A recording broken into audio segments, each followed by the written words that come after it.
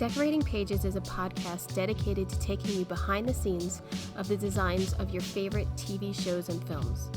Each episode, I'll be sharing design stories from some of Hollywood's most famous sets. Interviews from set decorators, production designers, directors, and actors about creating the look of TV and film, about their design inspirations, and stories that take sets from page to screen.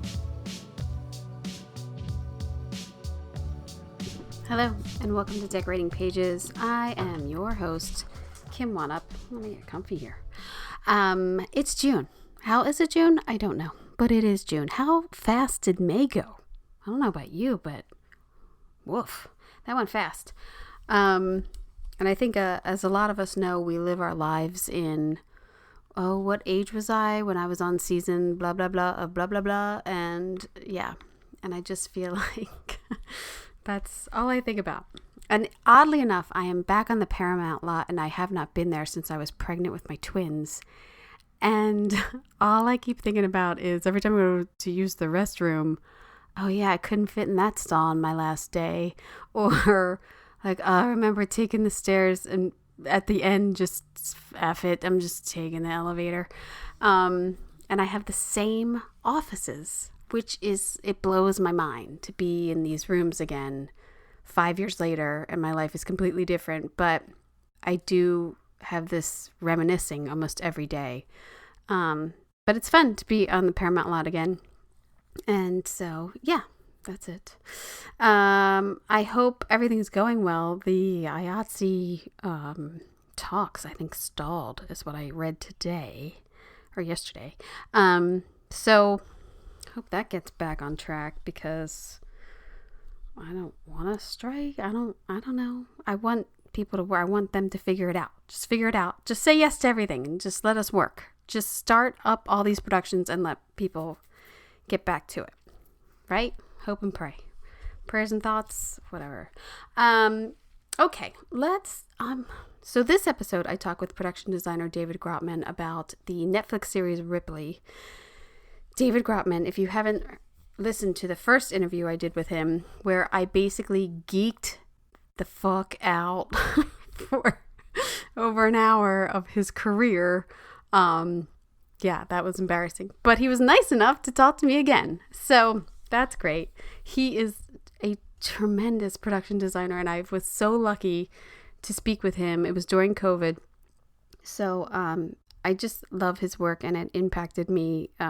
The projects that he did, Life of Pi, Once Around, like I could go on and on. But I watched Ripley, and I never read the original book, but I have, of course, seen The Talented Mr. Ripley. I love that movie.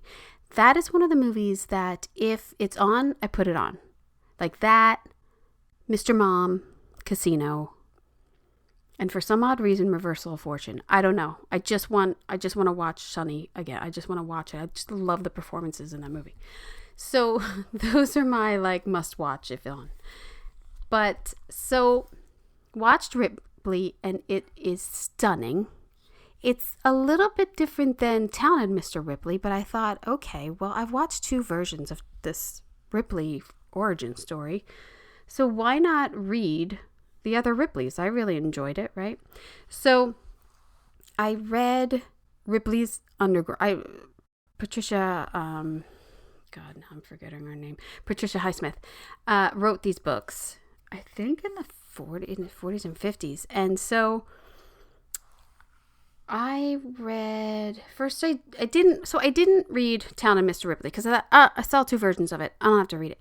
Then I've read Ripley Underground. Pretty good. Ripley's Game, okay. And now I'm on The Boy Who Followed Ripley. So I have to say, if you're gonna read this series, Talented Mr. Ripley's probably the best one, even though I didn't read it. But I did like Ripley Underground. I don't know. It's a very different character than what these two movies portray, which is so interesting because you think you're getting what's in the book sometimes and you're really not. I also watched the movie Strangers on a Train, which is from Patricia, and Hitchcock directed it in 1951. production designer Ted Hayworth and art director Ted Hayworth. Um, and it's a really good movie. If you're looking for a suspenseful Hitchcock movie, it's pretty good. It's basically like two guys meet on a train and kind of decide to kill people that they don't know. It's kind of good.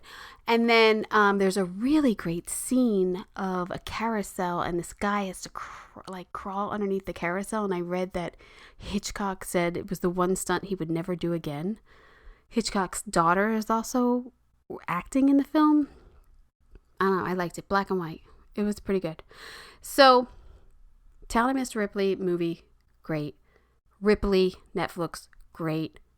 Strangers on a Train, great. The books, I don't know why I keep reading them, but I've got, an hour and then an hour. I got like a 2-hour commute every day, so why not? But yes, that brings me back to Ripley. So let's get to it. In this episode, I speak with production designer David Gropman about his Netflix series, Ripley, the adaptation of Patricia Highsmith's dark, thrilling book is an 8-episode series, and he had over 200 sets. So we focus on talking about the psychological impact of set design on the characters, the very minimalistic details that he gives to Tom's apartment, and the crafted spaces of like Dickie Greenleaf's villa, and then talks about how set decorator Alessandra Corzo has just amazing details, and the artwork that she helped that is very intricate in this series, Caravaggio paintings and carefully chosen leather chairs, which if you've seen it, you know what I mean. We talk about the ashtray with props, and also how David had to start this project basically during COVID-19 and then go on and off of it. So did that series for that long. How location scouting all over Italy, and gives some really great insights on filming in black and white that I think are some really good tips. So I hope you enjoy. Yeah, that's okay. We spoke before. Yes, we did, and you are one of my favorite interviews, I must say. All right. I'm not kidding, because I reached out to you during COVID, which I thought I was brilliant at the time because everyone was home. So Right. so I just reached out to talk to everyone, and I was so thankful that people actually responded and you responded. And we talked about Catch 22 and Life of Pi and my favorite Once Around. So that was that was a dream for me. So yeah. And your podcast just keeps growing. I know it's Fantastic. been so great, and I've had such a great response, and the last 2 years have just been really great. So I just keep going. I don't know how I have the time. I'm at work. I'm in like the DP's office right now because my office is too loud. So, but I just sort of find the time to do it. I don't know. It's been fun, so I love it. But when I did talk to you, you said, I think my next project, I'm going to Italy. You had you had known then. I had just finished in Italy and I was on my way back. Yeah. For like it was April or May of COVID, I think, or somewhere in the summer or something. Yeah, I started on Ripley in 2019, October of 2019. Yeah. I think most of October was just kind of breaking down the script and working on a budget with my wife and supervising art director, Karen Schultz Gropman. No. And then in November, I went to start scouting Italy. Steve joined me second week of December. We kind of had 2 weeks, a week and a half together in Italy before Christmas, and then took a Christmas break. I went back end of January, beginning of February 2020. And then in March, the 11th of March, I got a call from the producer and said, "Okay, you can't stay any longer. Yeah. The last plane is leaving Italy." So came back and had 8 months at home. Part of it sort of devoted to working on Ripley, just kind of going through, however many photographs we had of locations and organizing those. And then started there again January 3rd of 2021. Wow. Do you think that And that was too much prep? Is there ever such a thing? well, the thing is that there was only so much prep that we could do Right. during COVID because we were still sort of absent a lot of our locations. Right. And also, obviously, when I went to Italy the first time, I had already was sort of deep into the research. And so again, yeah, we kind of halted for a while there. Yeah. Yeah. And then we started back January of 21 and we finished in May of 22. I All in all, I had about 2 years in Italy. well, well, And all bummer. the break there in between. Bummer. Yeah, Yeah. I mean, I what a dream job in the middle of like the world ending, but I mean, yeah. and such a great story. But did you know from the beginning that it was going to be black and white? I knew because Steve knew that he was going to make a black and white film Mm. or limited series. So I knew from the beginning, and you're going to ask me, was that difficult? Well, Or how to go about it? No, I mean, uh, because the world has changed so much since we originally went from black and white to color films, and there are sort of rules about how you use color to sort of be more effective in black and white. right, Just like when I did Life of Pi, right. there are rules you're supposed to follow when you're doing a 3D film, and you pay attention to all of that, but somehow your instinct kicks in and you know what to do. Did you take all your location photos in black and white? No, so that was the trick.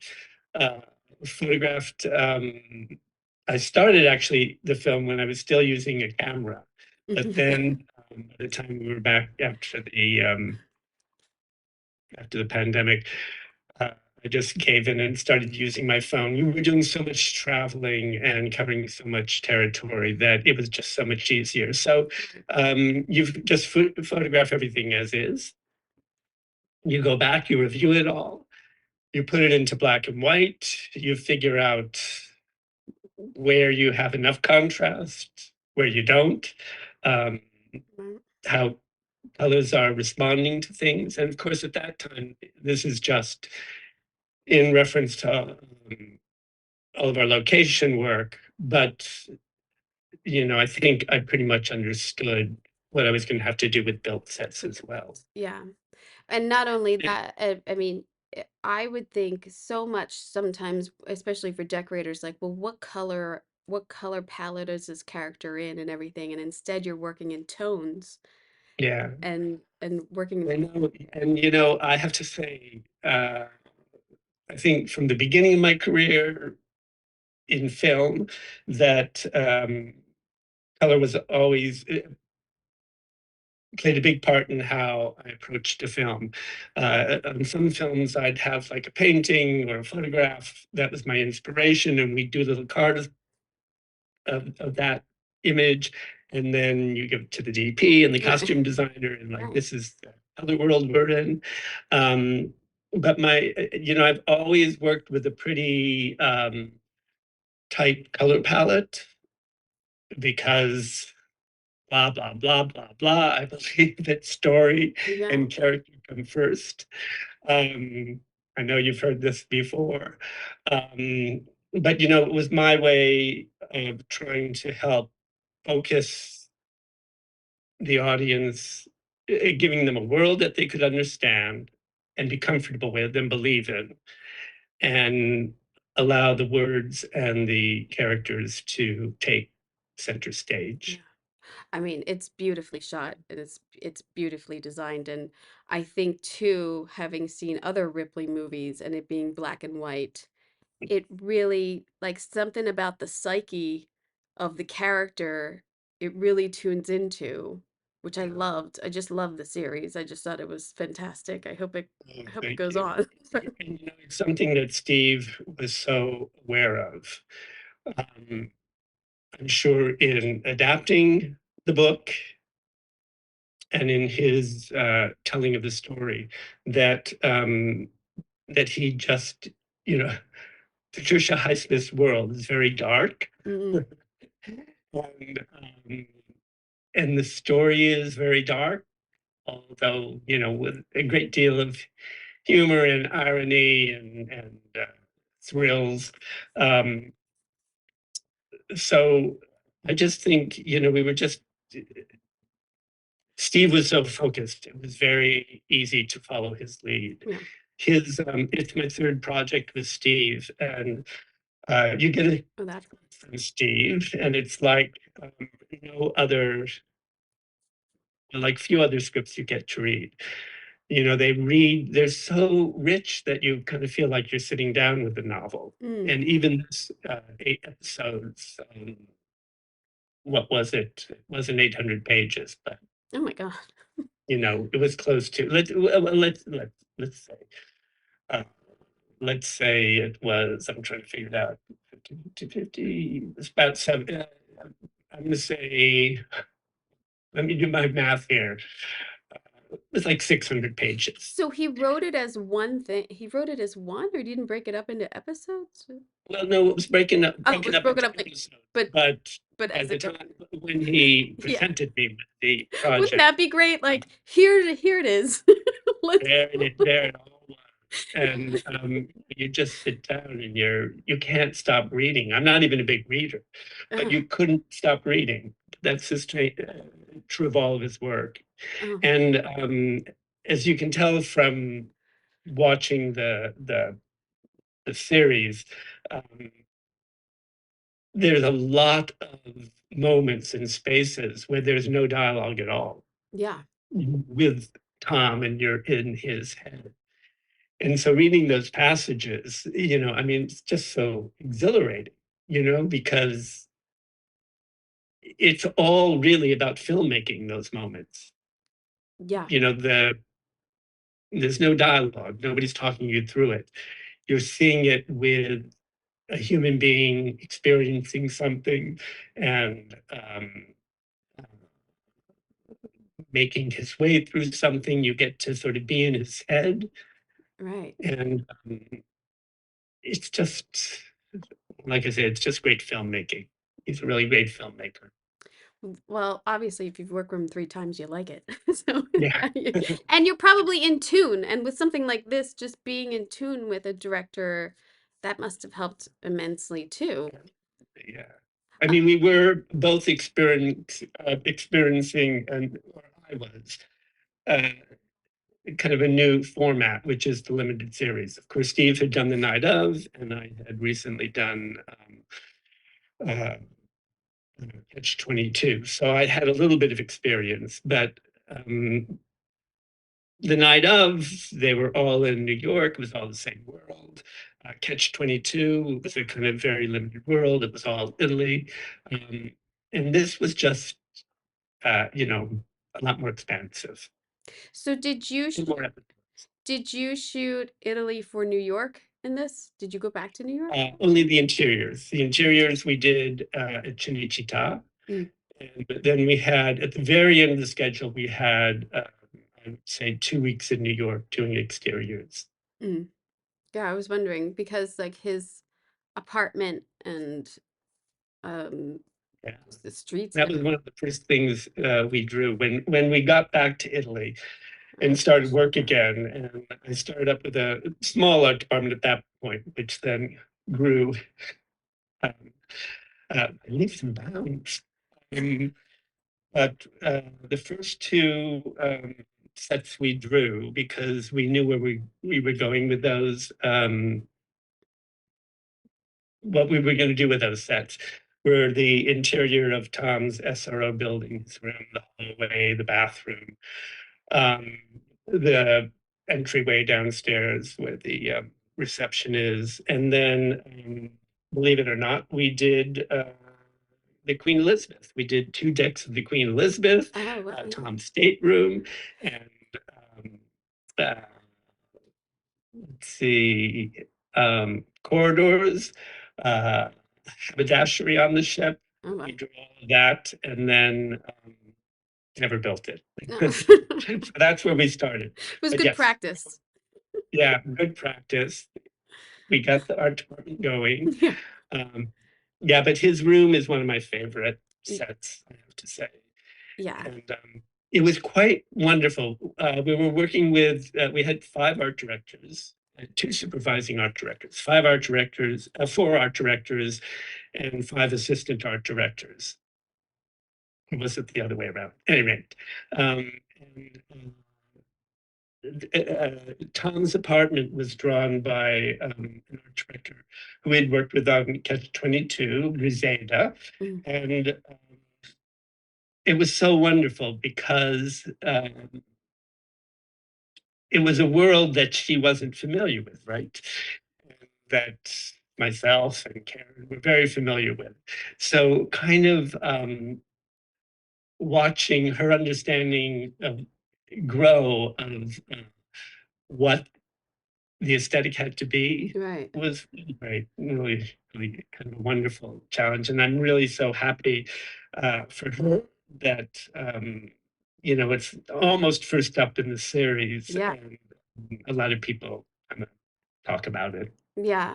I think it just sets up his character, this lonely man, sitting in his room at his typewriter and like the wires. I mean, the dressing is minimally fantastic, I would say, I, because every you single know, piece is a uh, character piece. as a designer, I'm always trying to sort of keep things as simple as possible and not to draw attention to myself.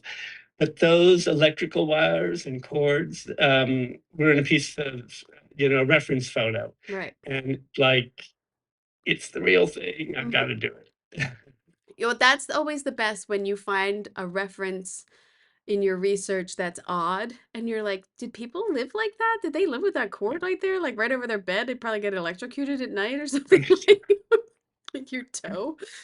But yeah.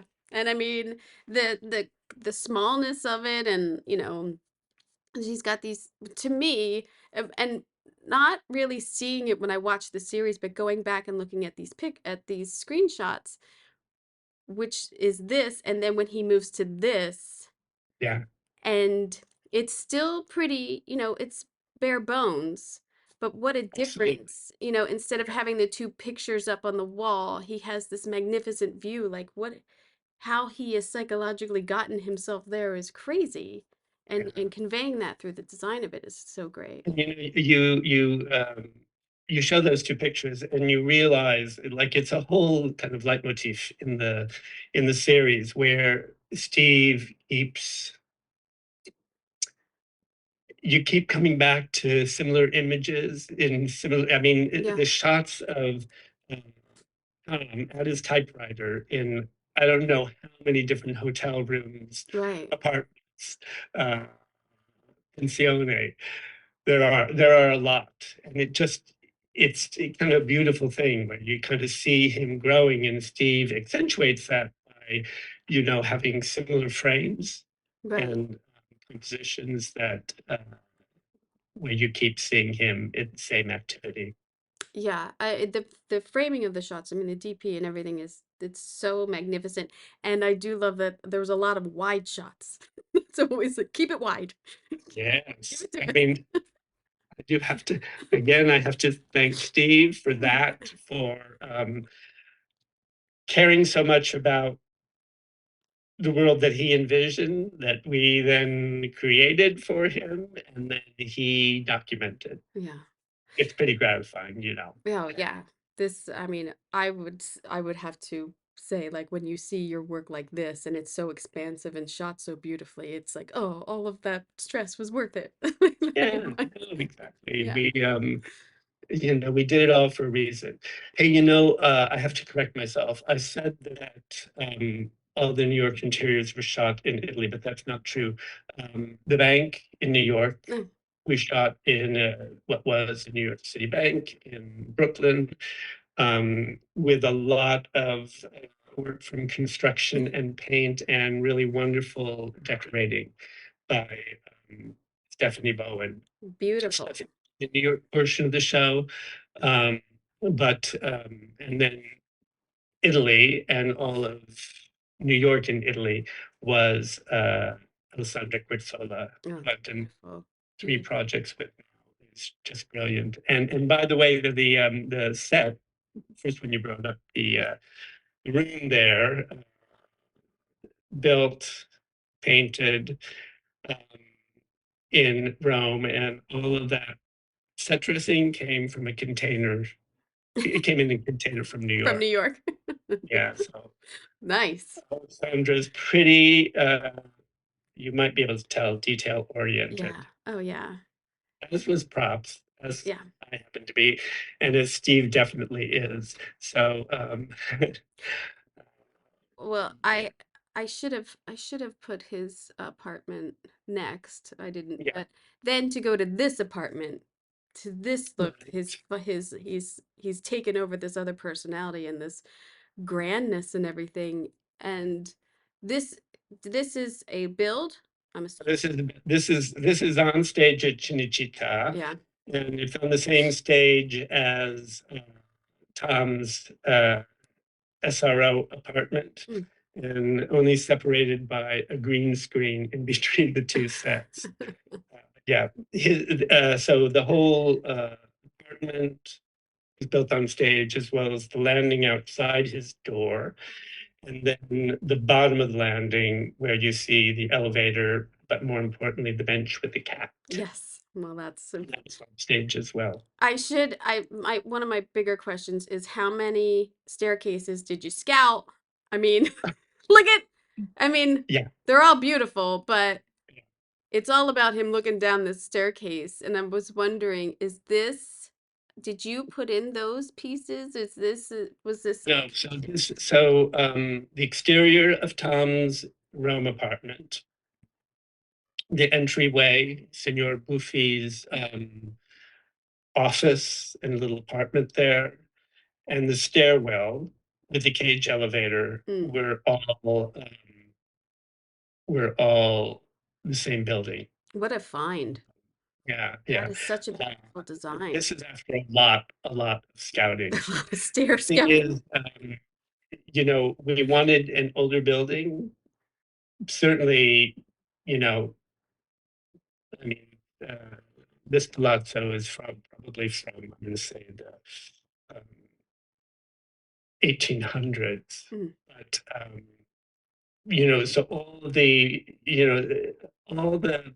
buildings of the vintage that we wanted um, were built with elevators. So we had to find a building that we loved where at some point an elevator was put in, and a cage elevator at that. So a lot of these buildings, the older buildings, had elevators, but not necessarily cage elevators. right. It was a long search, um, but this building was kind of perfect. It's beautiful.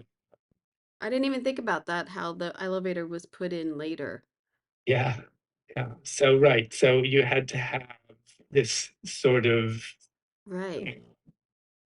you know, You have to put all those this things in. construction of a stairwell, and yeah, Wow. uh, This I love because this concept of putting like the morgue that you yeah. can see people while you're coming down Yeah. the stairs is We so took eerie. I'm all into authenticity. We took a great deal of liberty with this. Um, because there it sits, Yeah. to the elements. Uh, Yeah. um, and I don't know if you have a picture of once you're in the morgue itself, as decrepit Yeah. and aged as could be.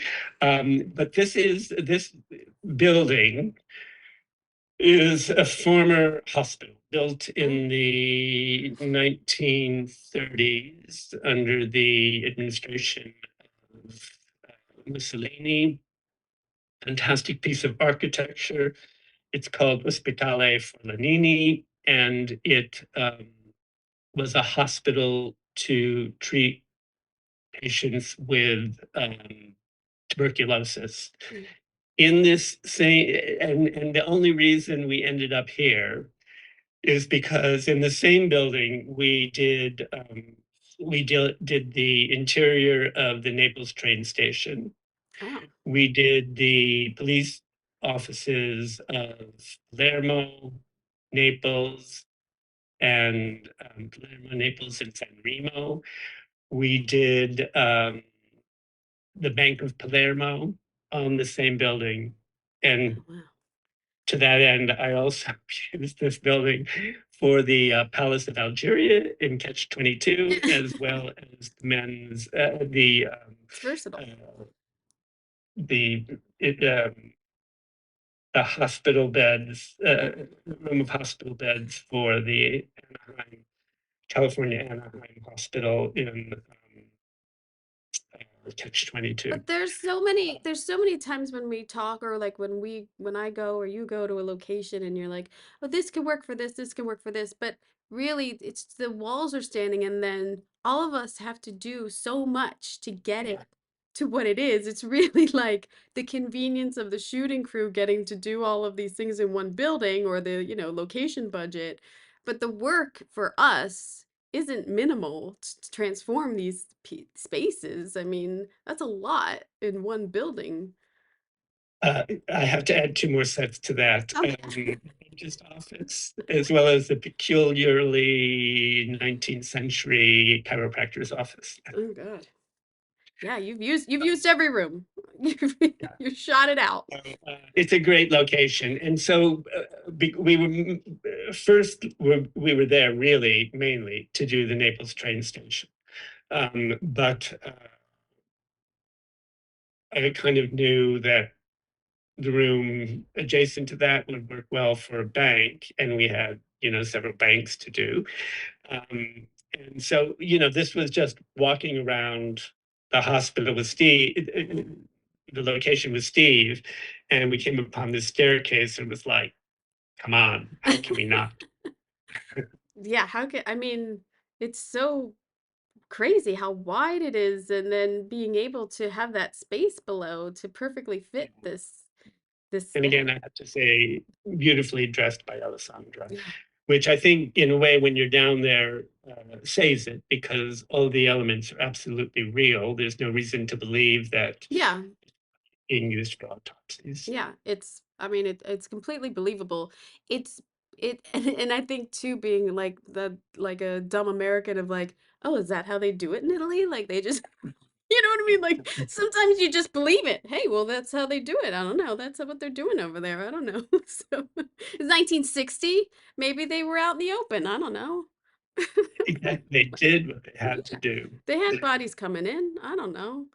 And that one was irresistible. So, Yeah, that's another. I mean, all of the shots too, and the framing, yeah, like, and then this is the hotel, which yeah. right, that's a hotel. So, this is as scripted, the Hotel Excelsior, Yeah. but this was a typical challenge in the making of the series. The exterior of the hotel was actually the Hotel Hassler. The lobby of the hotel was the grand ballroom of the Plaza Hotel, Mm. and Tom and Freddie's suites were a private residence, the Palazzo Rispoli, Oh wow. which is sort of in central Rome. So it was like every hotel we did made up of different parts. Every train station made up of different locations and parts, and so much so that kind of early on, you have that big production meeting before you start shooting, and there's, in this case, I think there were 100 people in one of the big stages, this huge arrangement tables, and and the first AD, Pete Carell, had a question for me about this hotel, about the exterior, and all of a sudden your brain is like a Rolodex, and you're going through all of the hotels and what we finally decided, and um, it was kind of like every location. Right. Right. In fact, we're talking and I have my notes all around me Yeah. because you're going to ask me a question and How I'm going to many have to. how many I mean, I don't know if you could count how many We have about locations. 200 sets and That's locations. great. It's amazing. It's amazing that that is becoming sort of our standard in especially in limited series. I mean, I've been talking to a lot of people. I've done limited series. It is. This is what it is now. We're doing, 10 or 8 movies per hour. And Yeah. the quality is so unbelievable. And I think like Netflix or like an FX, so like people who really get behind the crafts, it shows. And I think like this is just all of the locations and everything in your builds, it's just giving you the time and hopefully the money to do it. So that's always it. It's great seeing all these pictures, I have to say. What a treat. Oh my gosh. I when They I sent was you a nice package. when I was putting this together, I was like, I can't put every photo in there. You know what I mean? I got to narrow it down. But I mean, the simplicity of everything that working together in the black and white, and then all the details that you can pick up is just so phenomenal in the series. It was just, is this a build? No. Is this a location? Because you Uh, had that great, they looked out to the water there, so I guess yeah. the location, yeah. So our two, I would say, our two greatest challenges initially were, I guess we had plenty, but we're focused on from the very beginning, from when I first started back in November of 2019, and when Steve joined me, and then not having resolved it when we got back in January of 2021, was Dickie's Villa, Mhm. which we never, I don't know why, but anyway, we never contemplated as a build. And the town of, in the novel it's Positano, but Smith has another name for it in the novel. It starts with a name I'm not going to remember, um, but it's basically the Amalfi Coast. Mm. And we looked all over Ischia, we looked all over Pragoyo, we looked up and down the Amalfi Coast, and hadn't decided when we were back what we were going to choose. And because the Dickies was a big sort of set to get going on, Right. even as a location, we kind of needed a decision there. And so we started again up and down the Amalfi Coast and landed on the small town of Atrani, which we both loved. I mean, we loved because I know it looks very picturesque. Um, Oh, yeah. I think it looks very picturesque in the series. Oh, yeah. It's not one of the more famous places like uh, Amalfi, Positano, Ravello. Um, but it's actually right next to uh, Amalfi. You can literally walk there Mm. from Amalfi to Atrani. It had a great simplicity. It had a great sort of part of the upper road that travels all up and down the Amalfi Coast, which we needed for the bus arrivals. It had a great sort of window from the piazza out to the beach and the ocean. Um, and it had, one of the best collections of stairs. Yes. Um, I didn't even put those in. I forgot to put those in because yeah, I all I kept thinking with those stairs was, Oh man, I hope this wasn't real. Like, I hope the thing wasn't up there and the crew had to take all their shit up there. Oh, they did. Oh no. They did. And actually, Marge's exterior, her interior we built on stage, but Mm. Marge's exterior was like literally at the top of a trolley. It's like you take one more step and you're in Ravello. Um, and I do feel for the crew, but you have to appreciate Oh because yeah.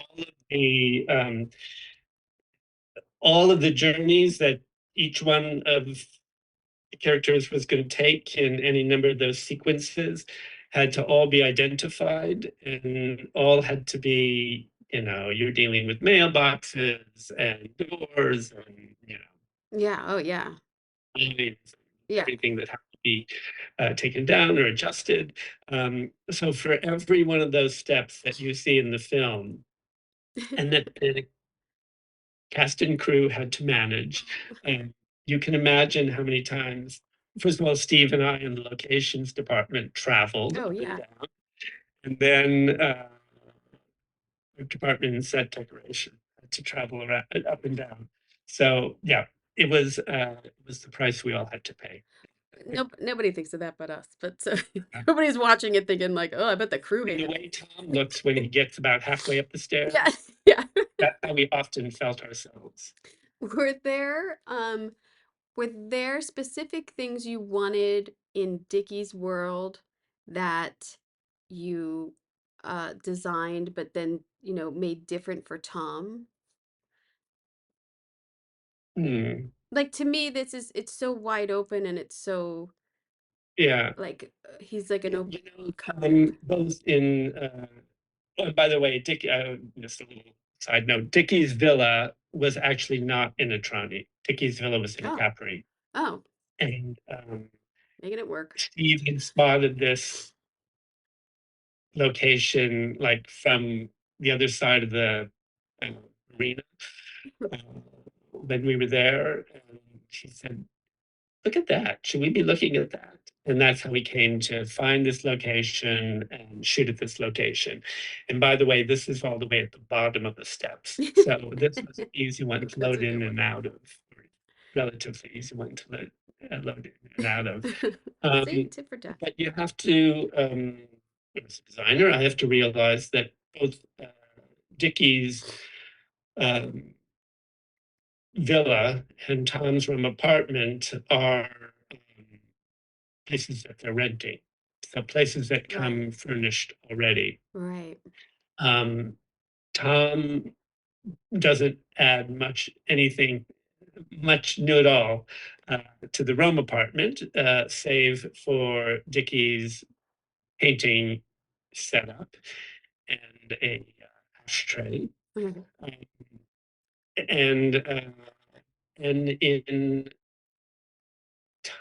in Dickie's villa, we kind of assumed that he was buying art along the way, not just the Mm, Picasso, but right. art along the way. So that there's a lot of art hanging in his villa, um, not all of which would have been there originally, as opposed to Tom's, which is outfitted with some of the most spectacular Oil. painting, history of Italian painting. Right. He the artist studio that Diggy has is so great too. It's a beautiful set. And with the sofa in the background and like how that plays in some of the scenes and I love that set. Like Right. to have that, like thinking like, oh my God, it's like a dream. Like to have like a little painting studio in Italy. Like how great is Yeah. this guy's life? Like, No, and I have to point out the paintings because, in the Italian tradition and in most of the European tradition, the set decorator has their own construction team and their own paint team. And all of those paintings of Dickies were done by one of the scenic artists oh wow. in Alessandra's department. And I thought they were just spectacular. Trying to create bad painting, which is believable, Yeah. but true to character. Yeah. is a really hard thing for any painter to achieve. And we did a lot of research. I pulled a lot of naive painting, both American and Italian as reference. Um, uh, and Valentina, who did those paintings, just did a spectacular job, I It's think. it's hard And to be bad sometimes. at the same time that she did that, she also did the two unfinished Caravaggio paintings Oh, in Show's Atelier. and then the other So, zine. so yeah, she Wow. had to reach deep into her childhood self to read Dickie's paintings. I read in one article that you found a chair like that in walking around and you liked it and wanted that sort of chair, which is so commanding in the room of like this Yeah. smoker's chair. Steve wanted a leather chair, and they're tricky, right? Because you think of the kind of French Yeah. leather armchair, which is too small, and so I don't know. Alessandra bought a lot of chairs for Steve to see and Tom to sit in, but we weren't able to get the one out of the shoe store that I spotted via Coronari, but that became close to it. Alessandra did. Yeah, it is hard. Adjusting the feet Yeah. and seat itself and the usual. Making sure the actor doesn't sink into the seat and he's still like that happens all the time of like, oh, this chair looks great, and then I get it on set and I'm like, it swallows you when you sit in it. I didn't even realize. Like, can we get? I'll tell you, like I do with all of my sets, or let's just say whenever I can. I scouted a lot of palazzi that had turned into apartment buildings just so to understand scale and detail. And this particular set is based on two palazzi that I really liked a lot, both on the same street. And in fact, one in the building that we used as exterior and stairwell for Tom's apartment. Um, but when Steve saw it, he said, gee, we kind of laid the whole thing out on stage in tape and, folding chairs and tables and all that, set it all up. And Steve said, I think it needs to be a little bit bigger. I said, Steve, it's really big. And, it's really sort of authentic. Yeah. And Steve said, well, you know what? I kind of imagine Inspector Ravini is going to be, for his first scene there, he's going to be walking all around the apartment. Mm. And, I just want him to be able to move wherever he wants and whatever kind of flow. And so we made it 2 feet wider, I think 4 feet deeper. And come the day they shoot the scene, Ravini walked in, sat in that leather chair, and never got up. Of course. All it meant is that Alessandra had to find a few more paintings and a bit more furniture to kind of fill up the space. Yeah. Oh, best laid plans always come through. It's always yeah. There he is. Sorry, I forgot I had that. Yeah. Never got it. Yeah. Beautifully set though. It's like a He's fantastic, isn't he? yeah. Oh, he's great. The Italian actor is amazing. And especially that ending scene of like the discovery is just fantastic, and like that light bulb. Yeah. That is Steve. That's not in the book. No. Steve, and it was the perfect way to Yeah. conclude the story, I thought. I wanted to ask about this set because like the one-on-one of him talking to the camera and the way that it's designed and composed to me is like this man is so important but isn't like he's like he apparently has all this money and everything, but he's like sitting at like a smaller desk and like, and I wanted to talk about the decision of this of his set. Originally it was written that Mr. Greenleaf has a kind of beautiful wood paneled office upstairs from from the warehouse. And we scouted a lot of locations for that. And then I took Steve to this location, which we had already earmarked for the work, where they build the boats. Mm. And Steve said, I think it would be really interesting if he was just down there with the draftsmen and the welders and the, carpenters where they're building the boat, which really kind of reflects Dickie in a way Mm. also, right, doesn't it? Because um, Dickie has all these things that Tom aspires to. He has that great wealth, he has that amazing villa, but what he also has is sort of not disdain for those things, but he's casual about it. Do you know what I mean? Right. He's so at ease with who he is, Right. um, that he enjoys all of the benefits of his great wealth. But what he enjoys most of all is, his ability to kind of live with it in such a casual way.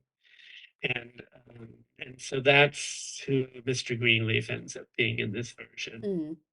Yeah. I mean, to me, it's such a choice. Like it's such a, you could make him like this father. Like when they have the dinner with the mom and everything is sort of more posh and everything. And but this is like, oh, he's like this. He is a working man. Like, and yeah. I just thought it was beautiful in the depth. I don't know if I said that made that point correct clearly, but anyway, you get Oh the no, idea. yeah. No, you did. You did. Feel free to edit. I like that he is an ashtray there. Maybe maybe he kills people. Yeah, who knows? He could be, he Yeah. could be responsible as well. We had, the first scene where Tom meets him for the first time at the Like um, the at the warehouse. I think initially Steve was going to shoot the scene there, at the desk where we see him there, which is really his office. But then Steve got the idea of just moving the desk into the bigger space and shooting it like this, like he did with the bank manager in New York, mm. the bank manager in Naples. Yeah. All the banks are so beautiful too. Oh my God, it's all that marble and like. And with the exception of New York, none of them were banks. And the train stations were train stations. None of the American Express offices were American Express. What about the train cars? Was that And the cabin, yeah. the two cabins on the train cars, both the American Express cabin and then the Italian National cabin, those were stage sets. Those were sets. Those were stage sets. The exteriors were 5 matching cars that came out of a museum in Milan. Mm. And we did use, Steve used the corridors there for the big shots. He used the corridors on the train, and the same thing with the little uh, washroom. I always love like the compact train cars and everything, and like the detail that goes into like one little room, and the fabrics and everything to in travel is always like so, and especially like old world and like Italy and everything. It's so beautiful. It's just so Yeah, beautiful to it is. create. Yeah, it's just so beautiful. um, when they were in the boat, were you having flashbacks of like Life of Pi and like? Uh, well, Life of Pi, we built a tank about 100 feet by 200 feet and by 9 foot deep. We've probably already talked about this with 7 wave makers. The scene in the boat, uh, all the scenes in the boat for Ripley, we shot in a tank about the size of the swimming pool in the backyard of the special effects coordinator's home just outside of Rome. And, and then underwater stuff for San Remo, both that great concrete pier, as well as the cove where Tom drags the boat initially, were shot in a port just north of Rome called Anzio. Mm.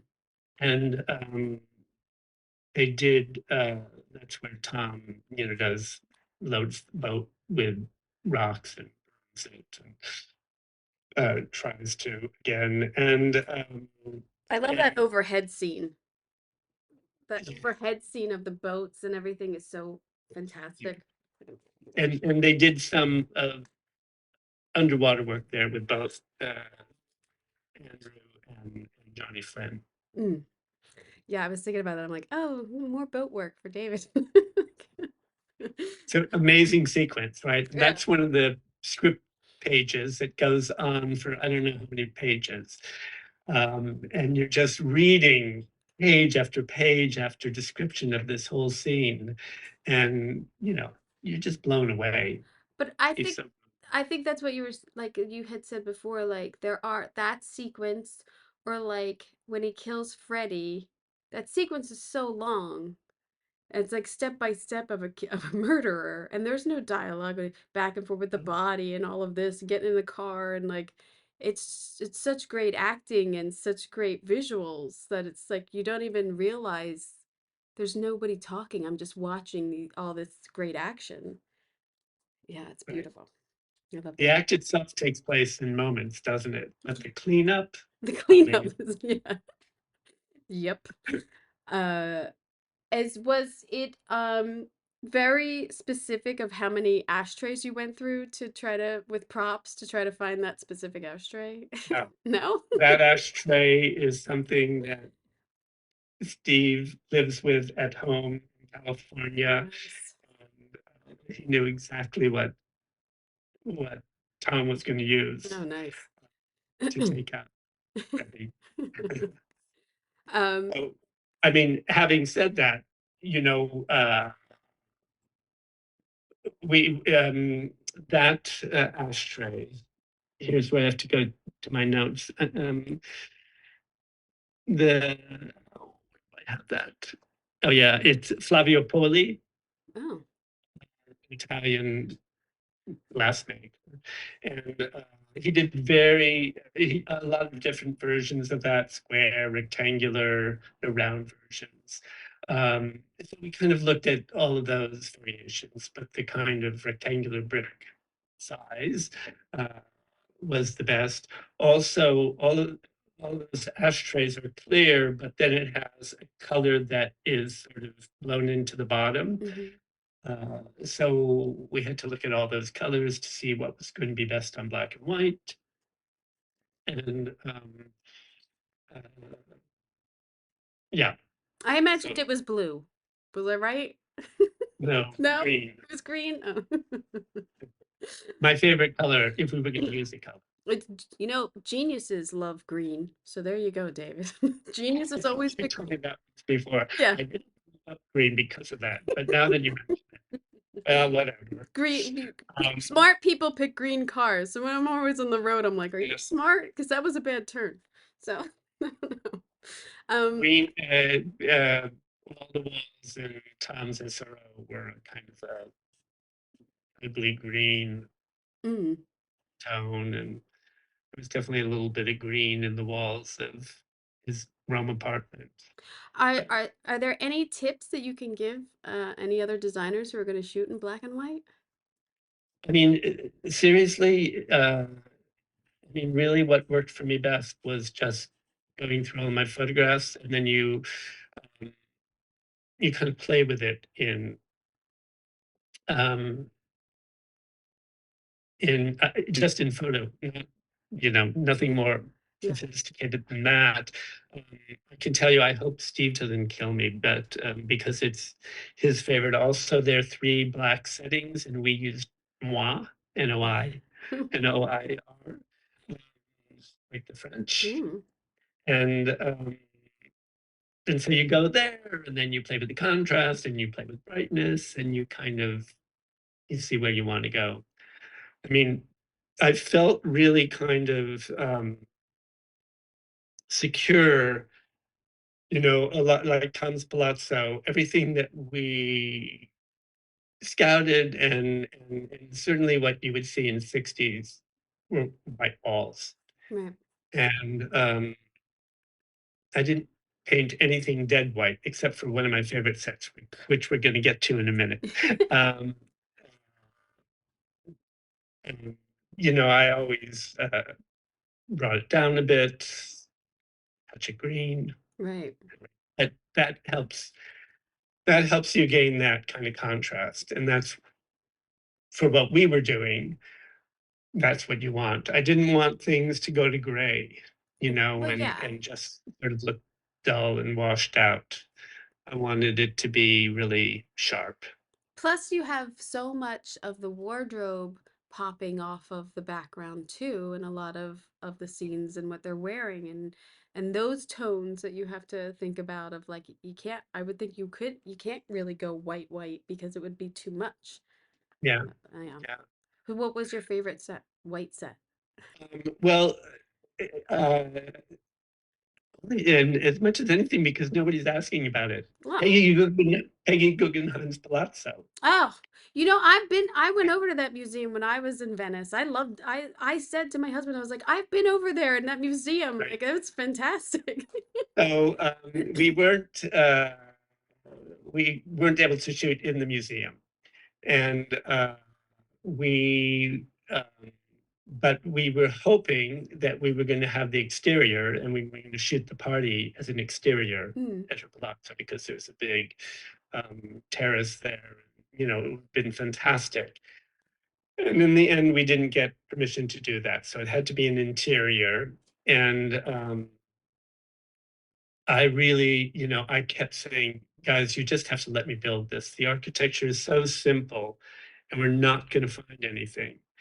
And in the end, the location department found this amazing apartment, almost literally across the Grand Canal from Peggy Guggenheim's Palazzo, that had been renovated, and white walls, simple architecture.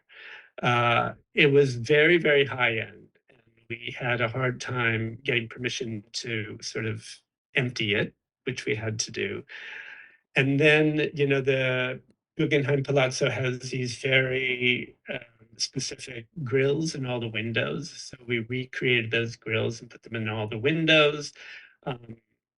We didn't even try to get permissions for the paintings, because we probably had 24 paintings hanging in the location, and I knew we would never clear them all, or we weren't going to pay the rights to use all. So much. And Alessandra, a wonderful set decorator, put together a whole collection of Italian painters from that era, which I think just look amazing in that space. Oh yeah. We